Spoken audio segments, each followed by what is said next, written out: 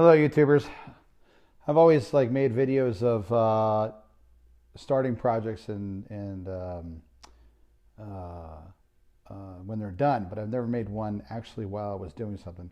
So I'm going to try and edit this together, and I'll show you what I'm going to do. Let me turn this around, and I'll let you look at the bobber. Let me see how you figure this out.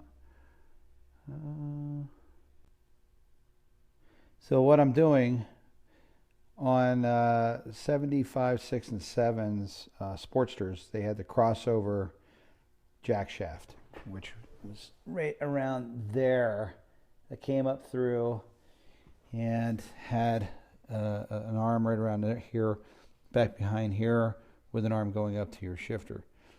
And that's for mid controls. The mid controls are right about there. You can see the tang on the frame. I don't have mid controls, I have forward controls, but I still wanted left foot shift or right foot brake. So what I'm doing is I went down to my local bike store and just kind of piecing things together. Like, I went and got this rod right here. I'm gonna make that work. Here is my shifter arm, and it's not tight yet, so it's just kind of spinning. And then I got this rod I'm going to use as a crossover shaft, and I'll show you how I'm going to do this.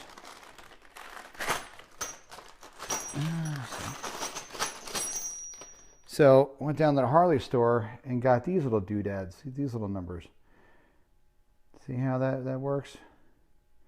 And I think these are for foot pegs. I'm not exactly sure. But what I'm going to do is I'm going to take them in this shaft right here. Hold on a second. Sorry. I'm going to put them on there. You see how that fits in there really nice and snug? And I got a couple of these puppies. So what I'm going to do is I'm going to use my forward controls. See how those are? These are just some cheapo forward controls that are forward foot pegs rather, that I picked up like for nothing. And so what I'm going to do is I'm going to use this up here. The shaft is going to go right around that area. You see kind of where I'm going with it? And the shaft is going to pivot just like that. So this will mount right down there below. I got brackets that I'm going to make. They're going to mount right here to these. I'm going to weld them together and bolt them so they'll be fully unboltable. But they're going to sit a little bit underneath, and then there's going to be an arm coming off there that's going to match the foot peg for your left foot shift, doing away with the need for the jack shaft behind the motor. I think it's just less parts.